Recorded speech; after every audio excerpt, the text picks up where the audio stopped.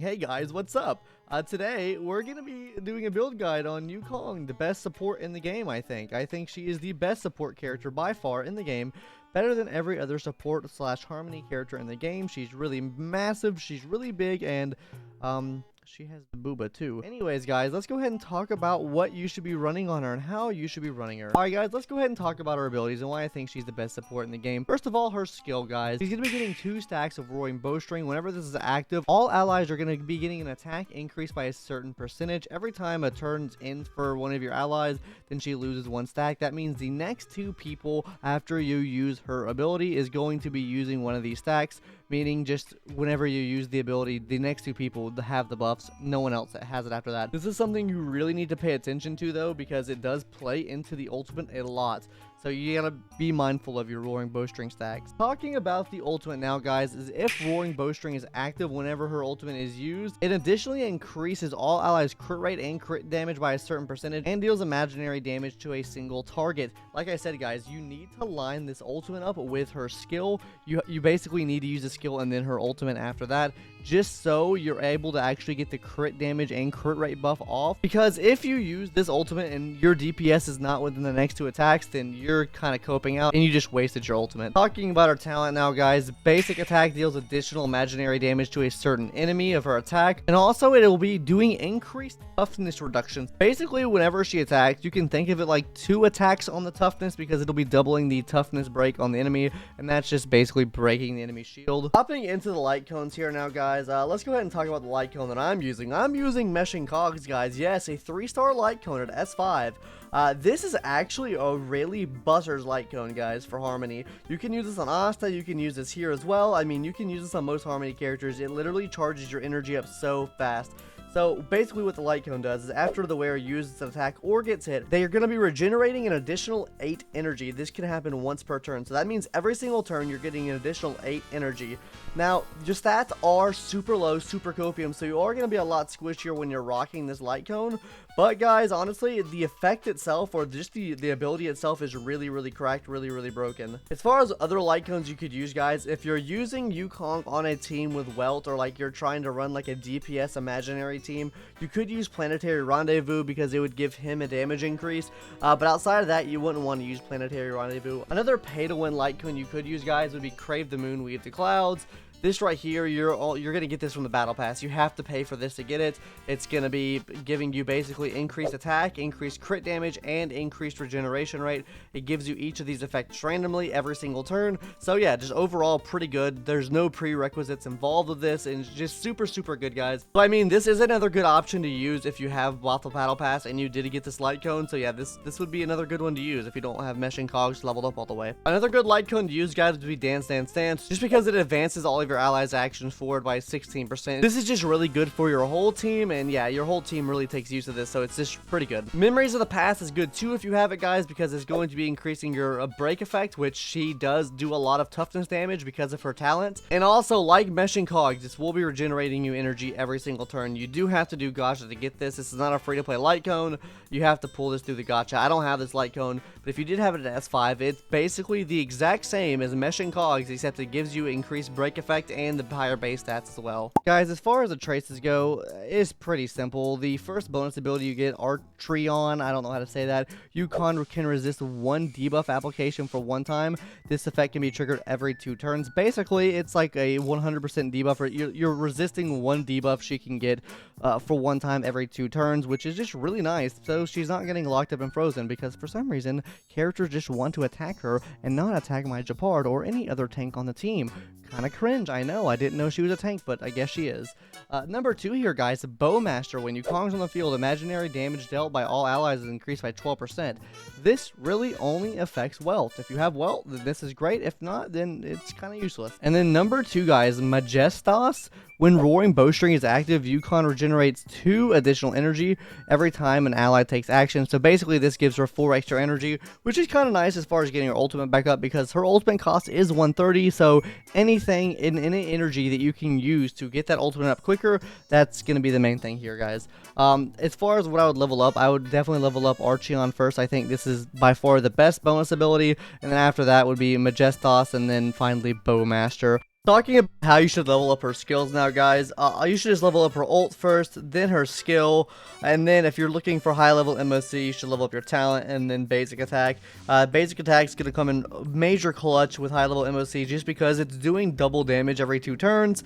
It just helps out a lot, especially when you're having to attack the enemy and needing that little bit of extra damage to actually damage the enemy. So all in all, guys, first ultimate, second skill, third talent, and then finally, guys, would be your basic attack. But guys, before we talk about the relics, maybe you guys should subscribe to the channel because I have some pretty sus relics. I have the CN Bro strats coming right up for the girl Yukong here. Anyways, guys, let's go ahead and talk about the relics now, and don't forget to subscribe or I'll find you. Thanks, everyone. Alright, guys, hopping into her relic set now. I'm running a 4-piece musketeer set, guys. I found this to be probably one of the best sets to run on her just because it does give you a little bit of extra attack damage out. Also, it does give you a little bit of extra speed as well. So yeah, I just find this to be a little bit better than the wind set I was running. I was running a 4-piece eagle set, but it just doesn't come in as clutch because you're missing out on a lot of damage that you could have with Yukong.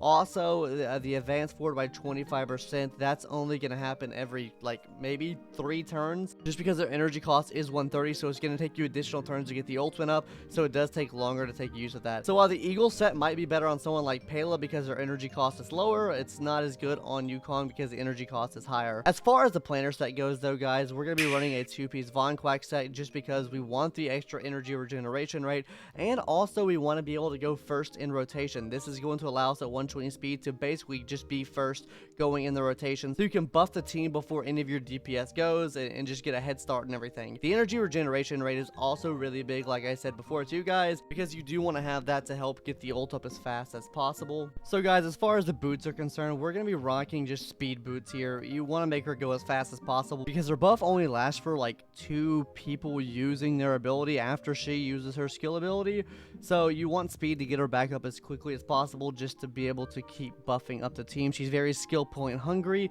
There are ways to mitigate this, which we can talk about when we get to our character showcase, but yeah, just run speed boots here, guys. I think that's going to be your best option as far as the boots go. As far as your body goes, guys, you're either going to run crit rate or crit damage. This is just going to depend on really your crit ratio. If your crit ratio is not in check, then you want a 2-to-1 crit ratio, then you would run crit rate instead of crit damage here.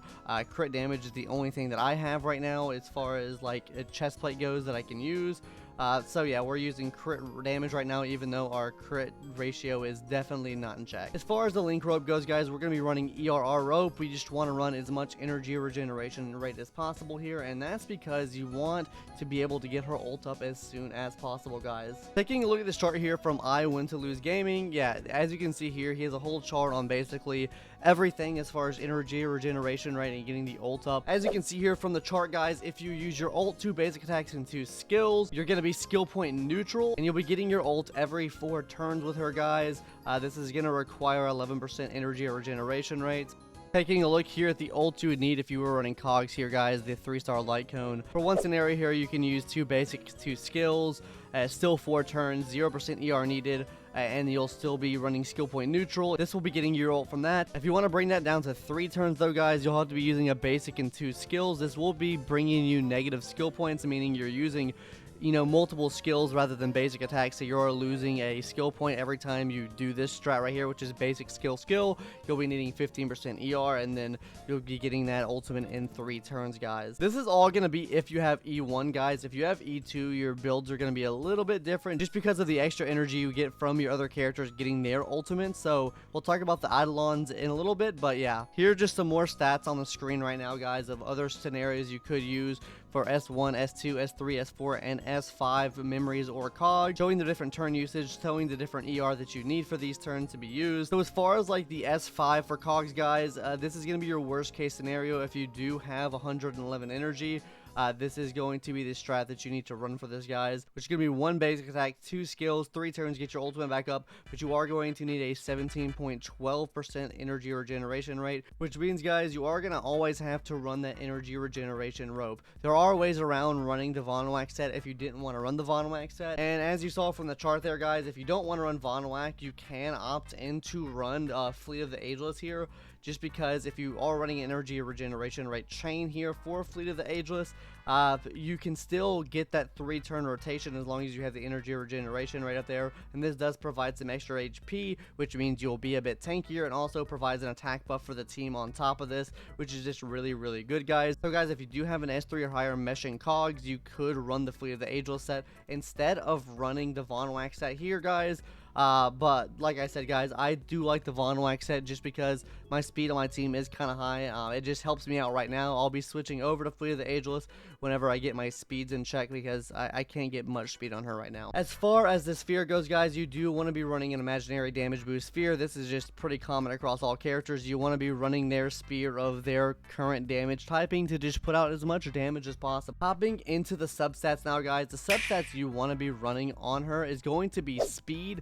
That's going to be number one. You want to get as much speed as possible with her, guys. Attack percentage, crit rate, crit damage is really nice too, and also some break effect. Break effect is just really nice, guys, because as we were talking about her abilities before, guys, you know she does do increased damage to the toughness meter, so she'll be breaking that toughness meter even faster, which means a higher break effect damage is just going to be really, really nice on her, guys. Hopping into the Eidelons now, guys, at E1, she'll be basically increasing the speed of all allies by 10% for 2 turns. Really good, guys. I mean, it's going to be increasing the speed, which means you just go faster all around the board for the whole team. Her E2, guys, is what we were talking about earlier. If you have her E2, you can run her differently. That's being with the Fleet of the Ageless set. This basically allows you, whenever your allies get to their energy limit, which means when they get their ultimates, guys, Yukong will be getting an additional 5 energy, which is also amplified by the energy regeneration rate. This can happen once per character on the team, so this can happen up to 3 times every time she gets her ultimate. Whenever she uses her ultimate, this does get reset. E4's, guys, is going to basically give her increased damage when Roaring Bowstrings is active. And then E6 is probably the biggest one, guys. Whenever Yukong uses their ultimate, she immediately gains 1 stack of Roaring Bowstrings. This means you can really use her ultimate whenever you want, so you can basically focus on getting your DPS that buff, so if the rotation's off, so this will help out with that as far as getting the damage out for your DPS guaranteed every single time. Also, guys, we'll show off our talent here now, guys, by using her just like her normal technique here. We're just going to go ahead and attack the enemy here. It's going to give us 2 Roaring Bowstrings off rip immediately, which is just really nice to have. So as far as the team we're running today, guys, just to really showcase what she can do for the team, is we're just really running Yukong, Zila, Bailu, and Japard, so we're not getting any extra buffs from anyone else, and no like outside buffs other than Yukong themselves. So I guess we already have Roaring Bowstrings active. We don't need to use it. We're going to break this toughness already just because of her talent, guys. Bing bong, 2,000 damage from the extra break effect there. Not bad damage considering she is a support type unit. You can boost this damage a lot higher, guys. You really can. But yeah, let's just go ahead and break that man's shield. Oh, we're going to kill him. Look at that. Look how easy that kill was there. First, we'll show off what the ult can do without any buffs active. I kind of want to show that off first. This is going to be basically ulting on the enemy without any buffs. That was 15,000 damage from Zila there, which is honestly kind of low. She normally hits around 20,000 damage normally, so that was just really low, honestly, compared to what she normally can do. Let's go ahead and activate the ult here now. This will be giving her the full damage buff. On top of that, the crit rate and crit damage buff as well. Let's see, yeah, that gives us 22,000 damage just from the skill alone, which already is doing more than the ult. But like I said, I don't think our ult crit there, so we did lose a bit of damage there. Alright, guys, now we're going to be showing off what the ult can do just with the max buff now. Like I said before, we saw what the damage was before. Let's see what the damage is with the max buff now. Ayo, 60,000 damage with max buff. Now, like I said, guys, we did not crit on that first attack, but, you know, that's how it is sometimes. You don't crit sometimes with Zila. Cringe, I know. But yeah, guys, I would say probably like a good 30,000 damage increase, 40,000 damage increase just from her alone. Not to mention, if you do run Team Unit on the same team, you could just have a hyper carry team where your Zila is doing even more damage. But yeah, guys, I do think Yukong is probably the best support in the game. I think she's really, really strong. She's holding out something, what was that? I don't even know, a kite right there. Anyways, yeah, guys, that's really going to do it for today's video. I got sidetracked there. And yeah, guys, like I said, check out I Pay to Win or I Win to Lose his videos. He makes really good videos on build guides and stuff like that. Animations, please quit getting him in the way of my outro here. But yeah, guys, Yukong, really good. Booba as well. And yeah, we're gonna have more build guides coming out on the channel. If I get Locha, we'll do a Locha build guide.